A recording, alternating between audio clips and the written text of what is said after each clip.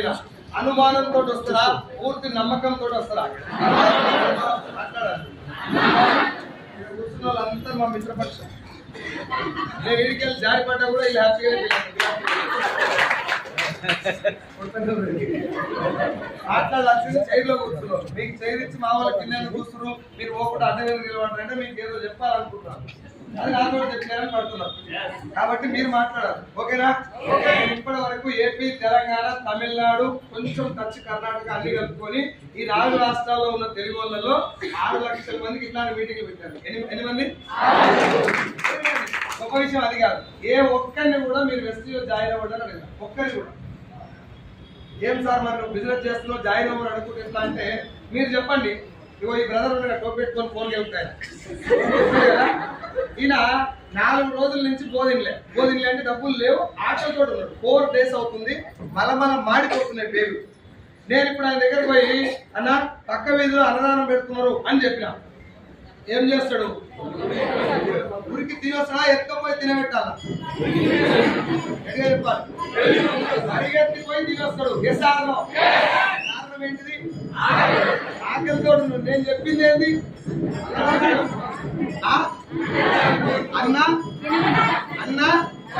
అన్నదానం అంటే ఫ్రీగా పోగొడుతుందని చెప్పినారు.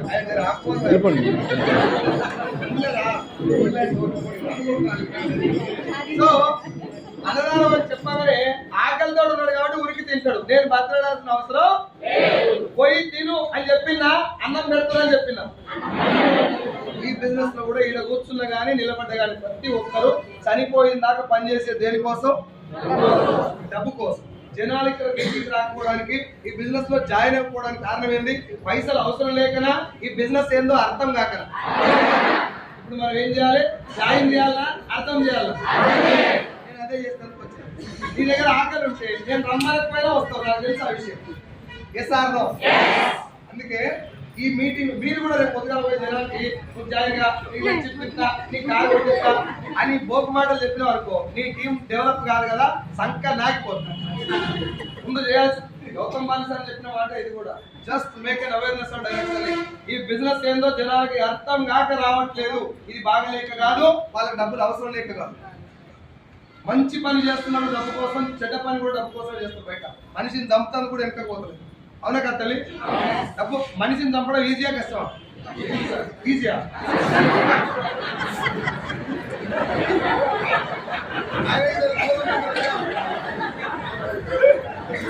ఆయన దూరంగా ఉండండి. ఆ ఈజీ అన్నాడు దూరంగా ఉండండి అయ్యా. మామూలు ఇట్లా కొట్టాలంటే 10 సార్లు ఆలోచిస్తాం. అలాంటి ఒక మనిషిని చంపుతున్నాడు దేనికోసం సార్? మరి అన్ని రకాల పనులు చేస్తున్నారు. సెప్టిక్ ట్యాంక్స్ కూడా క్లీన్ చేస్తున్నారు పైసల కోసం. సెప్టిక్ ట్యాంక్ క్లీన్ చేసి ఎన్ని కోట్లు ఇస్తారు? నెలకు 10 లక్షలు ఇచ్చినా కూడా నేను క్లీన్ చేయని అంటున్నారో లేదా? అయినా వాళ్ళు కూడా కొట్టకొట్టి కోసం సెప్టిక్ ట్యాంక్ అంటే మనం పోయినటువంటి మలమూత్రాలు కూడా క్లీన్ చేస్తున్నారు డబ్బు కోసం. Yes or no? ఇంత కష్టపడే మనిషి దగ్గరికి వెళ్ళి ఒక నిజాయితీగా వచ్చేటటువంటి అవకాశం ఉంది, ధర్మబద్ధంగా డబ్బు వస్తుంది, నువ్వు కష్టపడితే డబ్బు వస్తుంది. ఈ బిజినెస్ నువ్వు చేయడం వల్ల వేరే వాళ్ళని మోసం చేయడానికి కానీ నువ్వు మోసపోవడానికి కానీ ఒక ఆవగించంత అవకాశం కూడా లేదు. ఈ బిజినెస్ ధర్మబద్ధంగా చేస్తే నువ్వు ఇప్పటిదాకా ఉన్నటువంటి వంశంలో లేదంత డబ్బు చూడొచ్చు అని కనుక అర్థమయ్యేటట్టు చెప్తే వస్తారా రారా? మా వాళ్ళకి ఇది చెప్పురా నేను చెప్తే నువ్వు రా, ఇద్దరు తీసుకురా, పడతానే అట్ట పడతాయి రా స్వామి. అట్ట పడితే సోమిరెడ్డి చంద్రబాబు రెడ్డి కూడా మనలాంటిగా వస్తాడు. అట్లా పడతా తల్లి అట్లా డబ్బులు? అమ్మ మిమ్మల్ని అడిగే డబ్బులు ఎట్లా పడతాయా? ఇట్ట వస్తే ఇట్లా డబ్బులు వచ్చేదైతే అందరూ వస్తారు, అట్ట వస్తే వచ్చే డబ్బులు కావాలి. చాలా కష్టపడాలి. నేనే చెప్తున్నా, చాలా కష్టపడాలి. మిమ్మల్ని ఏదో ఈజీగా ఏం టెన్షన్ పడుతుంది రాని ఇట్లా వస్తాయని చెప్తే మీ నోట్లో మనం వచ్చిన అవుతుంది. ఈ బిజినెస్ చాలా తక్కువ ఉంటుంది. ఎన్ని రోజులు తెలుసా? సంవత్సరం ఎట్లుంటుందంటే ఎప్పుడు వదిలిపెడితే బాగుంటుందా అనే ఉంటుంది. ఆ 1 year కనుక నువ్వు తగలాల్సిన దెబ్బలన్నీ తగిలించుకున్నావా, నెక్స్ట్ 1 year లో 2-3 lakhs వెళ్తుంది.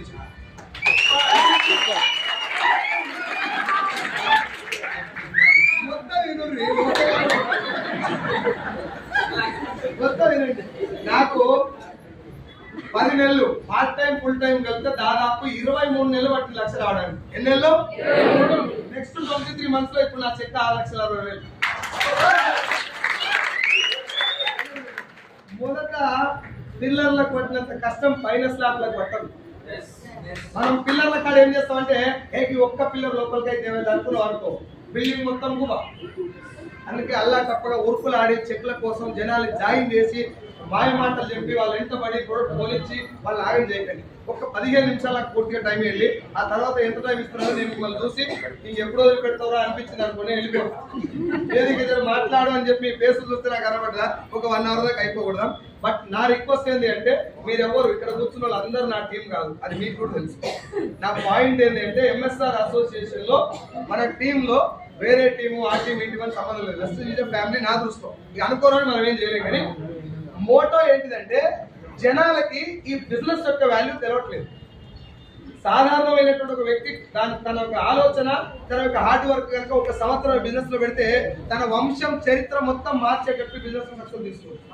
ఒక్క పైసా పెట్టుబడి పెట్టకుండా వేరే వాళ్ళతో అబద్ధం ఆడకుండా.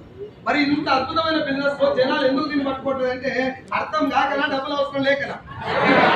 ఇప్పుడు నేను ఒక క్వశ్చన్ అడుగుతాను. జనాలు బయటికి పోతే బిజినెస్ అమ్మ డిస్టర్బ్ చేస్తాను, నిలబడండి, లేదంటే కూర్చోండి, మీటింగ్ అంతా దగ్గర పడ్డది కాబట్టి మీరు పెట్టి ఫోన్ మాట్లాడలేదు. మళ్ళీ వినండి, జనాలకి మీరు ఎవరికైనా వెళ్ళారని బిజినెస్ చెప్తాం. ఇప్పుడు కామన్ గా తెలుగు రాష్ట్రాల్లో 2 డైలాగ్ నిలబడుతున్నాయి గట్టిగా. 2 చెప్తా నేను, అది మీ దగ్గర ఉన్నాయా లేవో మీరు నాకు చెప్పాలి. ఆ డైలాగ్ ఏంటివంటే ఇట్లాంటివి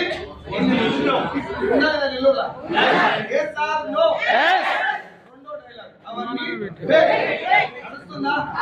ఇప్పుడు క్వశ్చన్ అడుగుతున్నా చెప్పండి. డైరెక్ట్ సెల్లింగ్ అంటే ఇవాళ వచ్చిన కొత్తగా వచ్చిన వాళ్ళకి ఎంతమంది తెలుసు? కొన్ని పాత వాళ్ళని కూడా అడుగుతున్నా. డైరెక్ట్ సెల్లింగ్ అంటే పూర్తిగా ఎంతమంది తెలుసు? ఒక్కటి ఆయన కూడా మా దగ్గర జాయిన్ అయినారు. తెలియదని చెప్తా, తెలియదు అని చెప్పొచ్చా? చెప్పండి. అది కూడా తెలుసా? నేను సూపర్ ఏం కాదు, నాకు కూడా తెలియదు. ఇలా రాకముందు నాకు కూడా తెలియదు. ఇప్పుడు ఇక్కడ కూర్చున్న చాలా మంది డైరెక్ట్ సెల్లింగ్ అంటే ఏదో, కొన్ని నెట్వర్క్ మార్కెటింగ్ అంటే ఏదో తెలుసా? తెలియదు. నెట్వర్క్ మార్కెటింగ్ అంటే ఏదో మరి గట్లెట్లా ఎవరప్పుడు ఇన్ని చూసినా ఎట్లా ఉంటాడు? ఎవరికి నష్టం అది ఎవరి నోట్లో మనం వస్తున్నట్టు చెప్పిన వాళ్ళక మస్తు చూసిన అన్నోళ్ళక ఇవన్నీ ఫేక్ అన్నాడు కదా. డైరెక్ట్ సెల్లింగ్ అంటే ఏదో తెలియనప్పుడు ఫేక్ అని తెలిసింది. ఇట్లా నువ్వు అడుక్కుంటూ కొట్టుకుని లక్షల క్వశ్చన్ ఉన్నాయి. జనాలకు ఏమైపోయిందంటే చెట్టు మీద ఇస్తాగుడు, కొట్టు మీద ఇల్లాడు, అవతల నోట్ల మనం వస్తుంది కామన్. ఇంటికాడ ఉత్త ఖాళీ కూర్చొని జగన్మోహన్ రెడ్డి పరిపాలన మంచిగా లేదు, చంద్రబాబు నాయుడు కూడా చేస్తలేదు, నువ్వు ఎక్కువ కాకపోయి 2 రోజులు మన ఇంటి పక్కన మోరీ క్లీన్ గా లేదు, అది కనుక ఫస్ట్ చంద్రబాబు నాయుడు గురించి మాట్లాడదాం తర్వాత. Yes or no? ఆ దాకా పోయిరంటే ఓడిపోయినా గెలిచినా జగన్మోహన్ రెడ్డి అయినా గ్రేటే, చంద్రబాబు నాయుడు అయినా గ్రేట్. Yes or no? మనకేంది మచ్చా? ఇప్పుడు చచ్చిపోయిన దాకా మన వాళ్ళకి జై జిందాబాద్ డౌన్ కొట్టుకుంటూ కూర్చుంటే జీతో సగా మన పరిస్థితి ఏంటి? చంద్రబాబు నాయుడు వాళ్ళ అమ్మ చాలా గర్వపడుతుంది ఈ కొడుకులు కన్నాం. మన అమ్మ పరిస్థితి ఏంటి? అమ్మ ఇంకోసారి ఫోన్ మోగితే ఆ ఫోన్ నాది, నా ఫోన్ కూడా ఖరాబ్. ఎవరిదైనా కానీ నేను ఎవరిది మోగినా నాది, నా ఫోన్ కూడా ఖరాబ్ అయింది దగ్గర పడ్డది. ఫోన్ సైలెంట్ పెట్టి ప్లీజ్, మీకోసం చెప్తున్నాడు, నా కోసం కాదు. సో చంద్రబాబు నాయుడు వాళ్ళ అమ్మ, జగన్ వాళ్ళ అమ్మ, వీళ్ళందరూ ఎవరైనా కూడా ఈ పొజిషన్ వచ్చినందుకు వాళ్ళకి కొంచెం గర్వపడుతున్నారు. మన పరిస్థితి ఏంటి? మనము వాడు ఇట్లా అంటే మనం ఇట్లా అండి 20 లీటర్ల పాలు వస్తారు, అమ్మకి ఛాయ్ కూడా పెట్టి మనం ఇంటి కాదు. నేను ఎందుకు చెప్తున్నా పాయింట్ అంటే మరి ఏం పట్టుకోదని నా పాయింట్ కాదు. అంత ఇంట్రెస్ట్ దాని మీద పెట్టే బదులు వీడెవడో డబ్బు వస్తుంది అంటుండు, 1,00,000 వస్తుంది అంటుండు, కారు వస్తుంది అంటుండు, ఎలా వస్తుంది తెలుసుకుందాం అనే ఆలోచన రావాలా లేదా? అప్పుడేం చెప్తున్నాం? ఇన్ని చూసినా ఇట్లాంటి ఫేక్ అవన్నీ. ఇప్పుడు పుష్ప సినిమాలో చూపెట్టిన అన్ని జెన్యూనేనా? ఆ దొంగలని నిజంగా ఎలక్షన్లేనా? లారీలు నిజంగానే అంత దూరం పోయినాయా? అంటే బాహుబలి లేపిన శివలింగం నిజంగానే రాయా? ఏదో నువ్వు లేపోసారి నేను ఒరిజినల్ రోకల్ పండిస్తా లేకపోతే. నేను సినిమాని తప్పడతలే, అది ఫేక్ అని తెలిసినా విజిల్ కొడుతువే, బట్టలన్నీ చెప్తువే.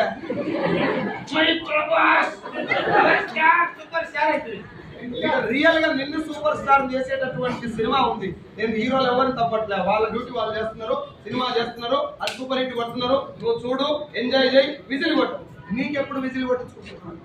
నేను బర్లగాసినోని, నాకు కూడా విజిల్ కొట్టి నేను వస్తున్నా కూడా సపోర్ట్ కొట్టారు కదా.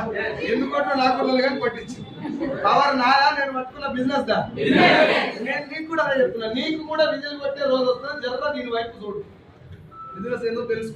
సో నేను ఫార్మా ఇండస్ట్రీలో 2010లో మెడికల్ రిప్రజెంటేటివ్ స్టార్ట్ చేసిన నా కెరీర్. 2010లో 4,500 నా జీతం, 2013లో 25,000 నా జీతం, 2013 అమ్మా ఏం తింటున్నావురా, ఏం అలవాటు, వేసుకొని అర్థం అవుతుంది అమ్మా. మీకు అందరు రిక్వెస్ట్ చేస్తున్నా, మీరు బిజినెస్ లో చేయాలి అంటే బిజినెస్ ప్లాన్ బాగుంటే రాదు. మనం చాలా బాగుంది, మనం చాలా బాగుంది. ఇప్పుడు నేను లాగ్ చేసుకుని వచ్చి మీటింగ్ చెప్పి ఇంట్రా మీరు నన్ను మీరు చెప్తున్నా, మీరు కొంచెం అవి పని చేసేయండి. తెలుగు వాళ్ళు అంటే బయట వాళ్ళకి రెస్పెక్ట్ ఉంది. పంచగట్టి నువ్వు దుబాయ్లో దిగినా కూడా తెలుగు వాళ్ళకి గుర్తుపట్టే రెస్పెక్ట్ ఉంది. ఎస్ఆర్ తెలంగాణ ఏపీ తెలుగు అంటే రెస్పెక్ట్ ఉంది. దాన్ని తీసే మీటింగ్ లో కూర్చున్నాడు, మీటింగ్ కొత్తగానే ఉండదు, లేకపోతే మీటింగ్ రాదు. రైట్. సో 2010లో నేను కెరీర్ స్టార్ట్ చేసిన 4,500 నా శాలరీ. 1 తారీఖు శాలరీ వస్తుంది, 10 తారీఖు అయిపోతుంది. నాకు ఒక్కరికే ఇట్లయిద్దా, జాబ్ చేస్తే అందరికి ఇట్లా అవుతా. 2013లో ఆంధ్రాకి వచ్చిన, ఆంధ్రాలో 25,000 నా శాలరీ. ఆంధ్రాకి వచ్చినప్పుడు మ్యారేజ్ చేసుకుని వచ్చిన 25,000 శాలరీ తోటి కృష్ణా, ప్రకాశం, నెల్లూరు, గుంటూరు 4 జిల్లాలకు సేల్స్ మేనేజర్, 25,000 జీతం. అది కూడా 1 తారీఖు వస్తుంది, 5 తారీఖు అయిపోతుంది. చాలా ఫైనాన్షియల్ క్రైసిస్ ఉన్నాయి. చాలా మంది మీలాంటి ఫ్రెండ్స్ నాకు చెప్పిన మాట ఏంటంటే, ఐదులో ఒకటే ఆదాయం చాలా డేంజరు. ఒక ఇన్కమ్ వచ్చినాడు ఎప్పుడు రిస్క్ లో ఉన్నట్టు. ఒక ఇన్కమ్ వస్తుంది అంటే దాన్ని చూసి కంఫర్ట్ జోన్ లో ఉండొద్దు, ఇంకో దాని మీద ఫోకస్ చేయాలి. ఏంద్రా నేను ఒకటే ఇన్కమ్ సంపాదిస్తున్నా, దాన్ని 24 అవర్స్ పని చేస్తున్నా, ఈ ఇంకో ఇన్కమ్ ఎందుకు చెప్తున్నా నేను అనుకున్నా. మిమ్మల్ని ఒకసారి అడుగుతున్నా, ఒకవేళ నా కంపెనీ నాకు 50,000 రూపాయల శాలరీ, ఏది తెలంగాణ రీజనల్ సేల్స్ మేనేజర్ ఉన్నప్పుడు 50,000 శాలరీ 2017 నుంచి 20 వరకు 50,000 రూపాయల జీతం వస్తుంది. నా కంపెనీ ఓనర్కి ఎప్పుడైనా నా మీద కోపం వచ్చి కేవలం నా ముఖం నచ్చలేదు, పొద్దుగా ఒక్క సంతకం పెడితే నేను రోడ్డు మీద పడతాను. అవునా కదా? లేదు, నాకే కోపం వచ్చి నేను సంతకం పెట్టి కంపెనీ జాబ్ వదిలేసిన, అప్పుడు ఎవరు రోడ్డు మీద పడతారు? మళ్ళా ఒక సంపాదించే వ్యక్తి రోడ్డు మీద పడుతున్నట్టే వాడు ఒక్కడు పడ్డట, వాని కుటుంబం మొత్తం పడ్డట్టే. ఇది నా ఫ్రెండ్స్ నాకు చెప్పిన మాట, కానీ అప్పుడు అర్థం కాలేదు. ఇవాళ నాకు 1,00,000 రూపాయల జీతం వస్తుంది. మీరు ఒక మాట చెప్పండి సార్, నేను నెల్లూరు ఫ్రెండ్స్ అడుగుతున్నాను అందరినీ, భిక్షగాడు ఎక్కువ రిస్క్ లో ఉంటాడా, నెలకు 10,000 సంపాదిస్తాడు ఎక్కువ రిస్క్ లో ఉంటాడు? అదేంటి సార్, పైసలు లేనప్పుడు రిస్క్ ఉండాలి కదా. మీరే అన్నారు కదా పైసలు లేకపోతే రిస్క్ ఉంటుంది. పైసలు లేనప్పుడు రిస్క్ లో ఉంటే భిక్షగాడి దగ్గర పైసలే లేవు కదా, రిస్క్ లో ఎందుకు లేదు మరి? భిక్షగాడికి ఈఎంఐ లేవు, రౌజ్ రేట్ లేదు, పాల ప్యాకెట్ లేవు, అన్ని క్షీణించడానికి బెల్లం లేదు.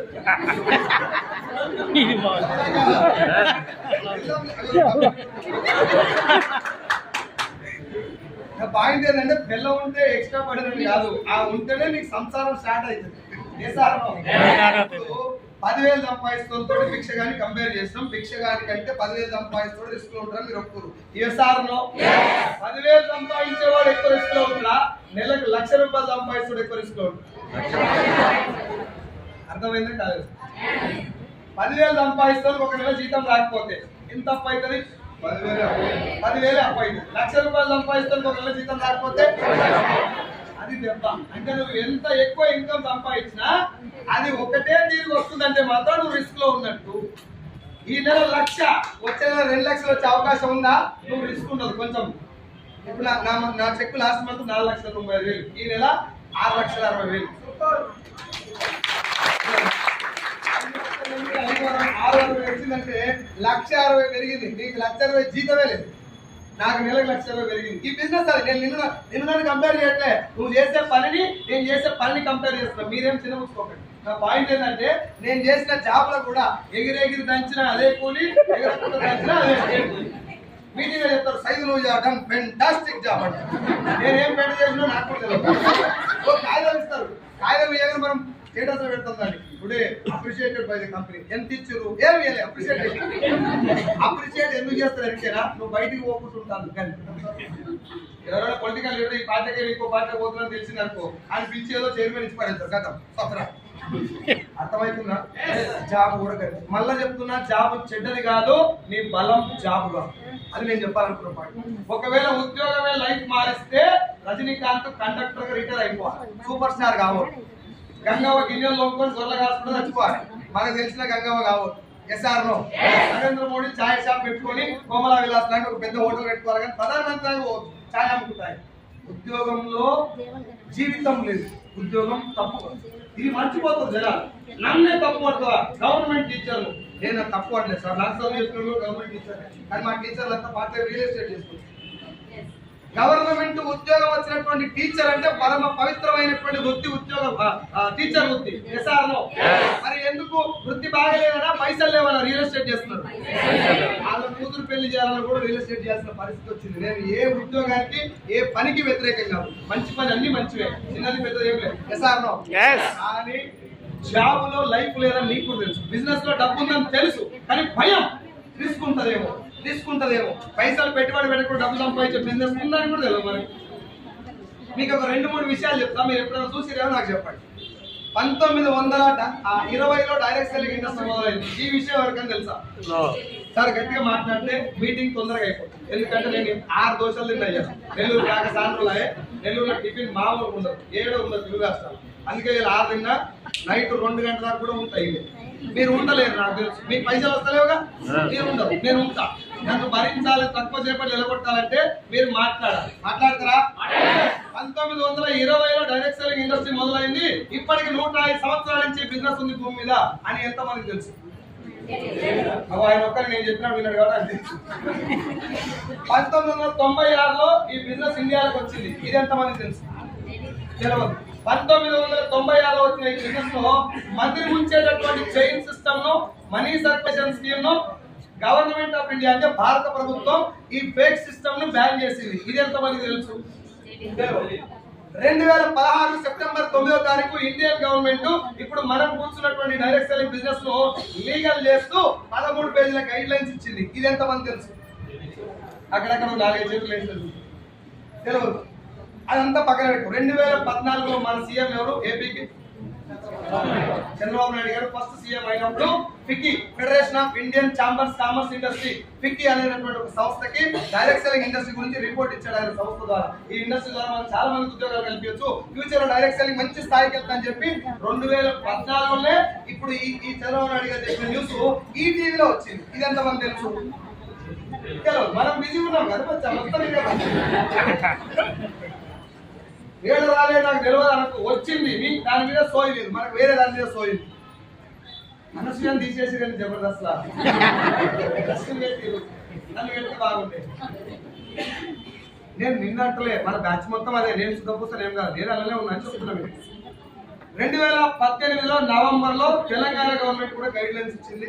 మొన్న తెలిసి సెప్టెంబర్ 13 తారీఖు అమ్మా ఏమైంది 2024 సెప్టెంబర్ 13వ తారీఖు 2024 సెప్టెంబర్ 13వ తారీఖు Telangana government Telangana direct selling conclave ఆ టైటిల్ పేరు మీద ఒక IAS officer mister JS Ranjan, IPS officer PC Chauhan, వీళ్ళిద్దరు కలిసి ఓ మీటింగ్ కండక్ట్ చేశారు. గవర్నమెంట్ తరఫు నుంచి కండక్ట్ చేసిన మీటింగ్. ఆ మీటింగ్ ఉద్దేశం ఏంటంటే డైరెక్ట్ సెల్లింగ్ అనేది ఫ్యూచర్ ఉన్నటువంటి industry. Real estate, insurance sector, pharma sector, మిగతా అన్ని కూడా ఎలా ఉన్నాయో డైరెక్ట్ సెల్లింగ్ కూడా అంతకంటే మంచి ఫ్యూచర్ ఉన్నటువంటి ఇండస్ట్రీ. కాకపోతే దీని పేరు చెప్పుకొని జరిగే మోసాలు ఎక్కువ ఉన్నాయి బయట. జనాలకు అది తెలియక పైసలు ఎన్ని ఎక్కువ వస్తాయని చూసి ఎక్కువ వచ్చిందని గుర్తుంది తప్ప ఎట్లా వస్తున్నాయని అడుగుతలేదు. సార్ నాకు 6 వచ్చింది, నాకు 6 లక్షలు వచ్చినాయి, నాకు 10 లక్షలు వచ్చినాయని గురిపోయి దూకుతాడు. చెప్పండి వాడు అట్లా చెప్తాడు. నా మొక్కను చూసి జాయిన్ కాదు, అలాగే నీకు నేను దోస్తులు కదా, నన్ను చూసి జాయిన్ గా. ఇప్పుడు నాకు నెలకు ₹1 కోటి సార్, గ్రేటా కాదు? నా ముఖానికి ₹1 కోటి మ్యాచ్ కాదు, కానీ ఉత్తగా చెప్పు వస్తే గ్రేటా కాదు? నెలకు ₹1 వస్తే గ్రేటా కాదు? ఎట్లా వస్తున్నాయని మీరు నన్ను అడగలేదు, నేను కూడా చెప్పలేదు. చిన్నపిల్లలు దుబాయ్కి అమ్ముతా పొద్దు కాదు అంటే సాయంత్రం. ఇప్పుడు చెప్పుడు గ్రేటేనా? సో ఎన్ని డబ్బులు వస్తున్నాయి, ఎవరెవరికి వస్తున్నాయి ఇంపార్టెంట్ కాదు, ఎలా వస్తున్నాయి, ఏం చేస్తే వస్తున్నాయి ఇంపార్టెంట్. డైరెక్ట్ సెల్లింగ్ లో చాలా మందికి అర్థం కాని పాయింట్ ఏంటంటే ఇంత మందికి డబ్బులు వస్తున్నాయంటే ఎంతమంది ముంచాలి, ఇన్ని పైసలు వస్తాయి 6,60,000 అంటే 7 మంది ముంచుడు. ఇదే వస్తుంది మనకి. ఫస్ట్ మన ఇంటి పక్కన ఎవడన్నా 2 బిల్డింగ్ కట్టినప్పుడు డక్కా ఫస్ట్ తెలుగు వాళ్ళకి వచ్చి ఆలోచన ఏంటి, ఎంత కష్టపడ్డాడు అంటారా, ఎంతమందిని ముంచుండు అంటారా. నేను కూడా అదే అనుకుంటా, ఏ అని చెప్పాలి ఎంతమంది చేతులు పెట్టి పెట్టిన ఏదో బిజినెస్ అనుకుంటా. అవునా కదా? ఈ నెగటివ్ థింకింగ్ వల్ల ఎవరన్నా వచ్చి బిజినెస్ గురించి చెప్పాలనే మన లోపల ఆవేశం కట్టలు తెచ్చుకొని నచ్చొచ్చిందా, ఎంతమంది నెత్తి వచ్చిందో. నేను ఇలాగ కొట్టుకొని 10 సంవత్సరాలు జాబ్ చేస్తాను, 50,000 రాలే, నీకు లచ్చ వస్తున్నాడు, ఎవరినో మోసం చేసుడు. ఇదే ఆలోచనతో మొదలు పెడితే ఇంకా పోతుంది ముందర పడి. మళ్ళీ 60 ఏళ్ళు అయినాక దేవుడు నాకు రాత మంచి రాయాలి జొన్నవాడ కామాక్షమ్మ టెంపుల్ పోయి రాపించుకురా. దేవుడు రాస్తా అడవా ఎవరు నాడు రాసుకోవాలి కానీ దేవుడు రాస్తాడా? నువ్వు అల్లాహ్ నమ్మినా క్రీస్తుని నమ్మినా ఎవరు రాసినా 2 డేట్ రాస్తాడు. పుట్టేది మధ్యలో ఎవరు నాడే రాసుకోవాలి. అని పైన రాస్తే మనకి డీక్లాడేది మొదలుగా ఏది రాస్తే అదే అవుతుంది కదా. చేతుల గీతలు పెట్టుకొని నాకు ధనరేఖ లేదు పొడుగు, ధనరేఖ పొడుగు ఉంటే ధనం వస్తుంది బాగా. నేను డబ్బులు పెట్టి గీత ధనరేఖ పొడుగు. రేఖలలో పైసలు ఉంటాయా? రేఖలు కనబడకుండా పిడికిలు బిగిస్తే పైసలు వస్తాయా? తెలుసు మనకు బయట పోయిన వస్తలేదు సార్. ఇంకా మొత్తం వేరే లేవు మా ఊళ్ళో. మీ ఊళ్ళో మొత్తం